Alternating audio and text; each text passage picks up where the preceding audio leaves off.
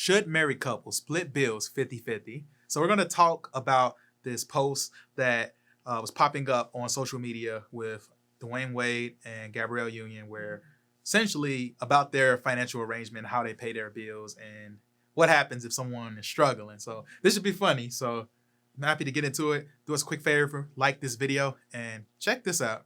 Gabrielle Union says she fears that if a movie she's in gets canceled, she won't be able to pay the bills because her and D Wade go 50-50 on everything. So, man, this made me laugh because, again, this is just a meme. I'm not a big fan of memes sometimes because sometimes memes leave out context. They leave out what was the context in which they were talking about. Was it a joke? Like, I might not be able to pay the bills. He may have to put me out. It might have been this made. So for full disclosure, this could have been completely in jest. It could have been just being funny. We don't know. But we just thought it'd be a good topic to have a conversation on because couples have various different ways that go about handling their finances, Christians, non-Christians, people from all different walks of life. And so I thought it would be a good topic for us to discuss. One, kind of like how we view these things and what our thoughts are on this. So I'll start it off. My thought on this, Cami, is I don't have a problem. I would say I don't have a problem with a married couple splitting their bills 50-50. If they're both working and regardless of what they make, they're like, okay, we're going to split the bills in half, the cost. So we need X amount of money. Let's even say, let me just add layers to it. They have an account that's strictly for bills. And every month they have to put a certain amount in the account to pay the bills. And it's half of whatever the total is. And they do that. And if that's how they do it, it's fine. I don't have a problem with that if that's what they've agreed on. And that's really kind of, I think, my heart on this is if it's something that they both agreed on that isn't, I guess, causing any harm or any reason to be like afraid or nervous between the couple, then if that works for them, then I'm not going to be one that beats them up for it or talks down to it. However, I think what I thought was more concerning about it, and I'll pull it up again, but I thought it was concerning that because like I feel like you mention these type of things when there's like concern that like it's going to be a big deal, like it's going to be an issue that you're not able to pay your half. Whereas I think the way, and they're not, as far as I know, and as far as they live their lives, they're not Christians, obviously. But how I look at things, and even in marriage in general, the whole concept till death do you part, and how, what's mine is yours and what's yours is mine and stuff like that. It just kind of feels weird reading this because it's like, well, if you don't have your half of the bills, then I step up to the plate and cover it. Like, is that a crazy thought? Like, even if you agree 50-50, if there is now let me throw this out there. If you're just wasting away, like if I were gambling, if I were doing a lottery, if I were doing sports betting and stuff like that, and I'm just wasting away my money and I don't have my half, then now we have a really cause for concern because now I'm not being a good steward over my finances as a Christian, especially. So I get that from that standpoint, but this feels like, a business arrangement when you're talking about a married couple now, when you're saying like, okay, 50-50, if I don't have my 50, but it's like a legitimate reason, like I'm out of work, you know what I mean? That seems a little bit crazy, a crazy dynamic for a marriage. What do you think about that? Yeah, it was really when the part that said she fears that, if that was to happen. And to me, it makes it think about like roommates, with the apartment or whatever. If that person can't come up with their 50, they have, they out of there. Like, so in this case, the tone makes you think if she can't come up with her 50, what happens? What's discussed? Yeah. Does she got to make up for her next movie? Things like that. For this to be a topic, we get that people will decide to do their things a different way. But then we know life happens. Right. So, again, if she can't come up with it, movie is canceled, what happens for that to be a concern of hers? Yeah. And the reason why we're talking about this is we're bringing this to a more practical level because there are couples that split their bills 50-50. You give your half, I give my half. We go half on these things and end the discussion. That's taken care of. You do what you want with your money. I do what I want with my money. Once or those just things... you handle these bills and I handle these bills completely. Exactly. This is where we do it. Yeah. Yeah, and I don't have an issue with that necessarily. But where it gets weird is like now we're talking about okay. Shouldn't there be an overarching principle that is operated in by two people that are married. Because now we're talking about, hey, till death do you part.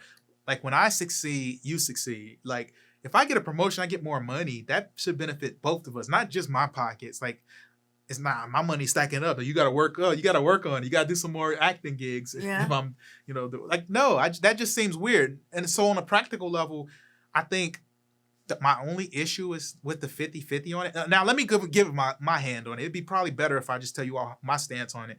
I think married couples, if you trust somebody enough to get married to them, I think that there needs to also be trust that both the money that you make and they make should be in the same account. I believe in a joint account. Now, if you want to put aside money for bills in a separate account, however you do that, whatever, I think all the money should come together in a joint account and that there should be, teamwork. I believe in teamwork.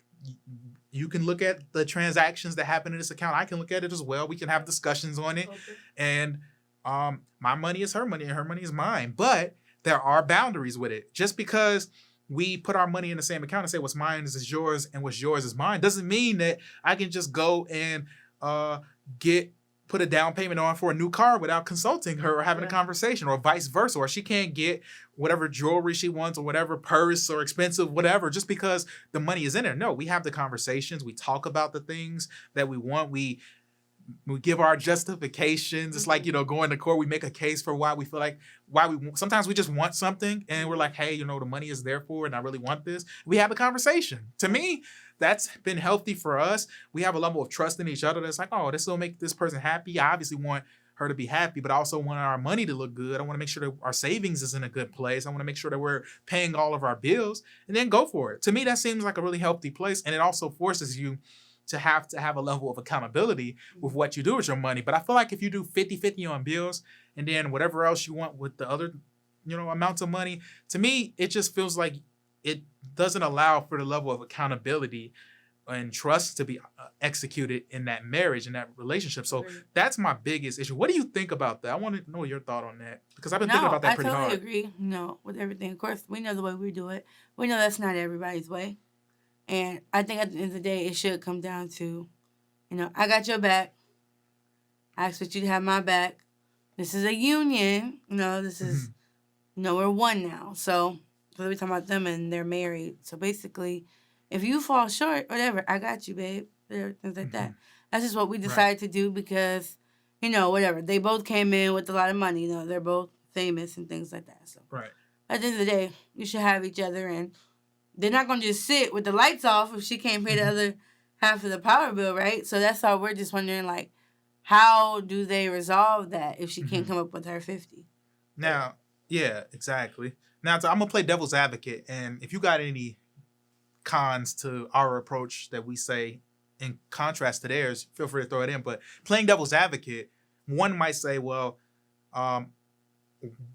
what the money I make is the money I make. Even though I'm married, I still earn this money. I did the work for it, and I should be able to have my money, especially if if we're talking about like only one person bringing in money, it's a different situation. But let's say both are working. It's like, this is my money and that's their money. What's wrong with just paying off all the bills? Like, if I choose to waste away money, why is that a problem if bills are paid? Well, so my pushback, I think, would be for that is, you can do that. I just think I think it's a much safer environment. And I just look at it, when people are left to their own devices, they often don't do the right thing, even if the stakes are high, even if it can involve ruining a marriage, even if it can involve all of these different variables that go along with it. People don't always do the right thing when you leave them to their own devices and you allow them. Even with myself, like I do the finances with us, but there is, even with myself, I have to go out of my way to be transparent because I know that there is room where I can be like,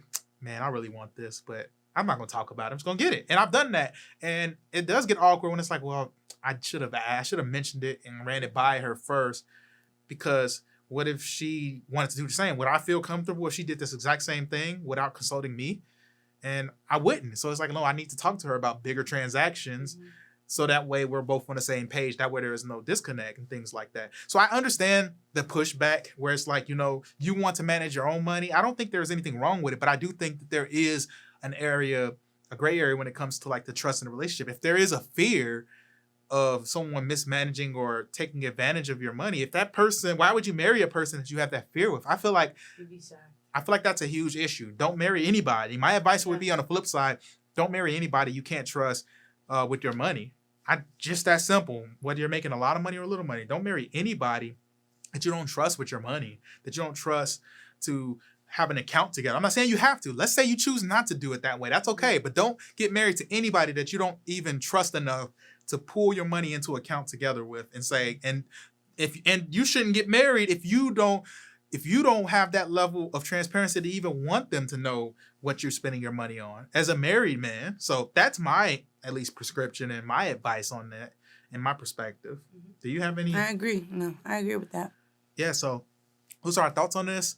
Do us a favor before you head out. Leave a comment and let us know what you think about splitting bills 50-50, how you feel about the dynamic between Dwayne Wade and Gabrielle Unions, or couples in general that have that dynamic where there's a fear, if I don't come up with mine, then there's going to be an issue. Let us know. And before you head out, make sure you like this video and subscribe to the channel and hit that notification bell so you don't miss out on any future videos.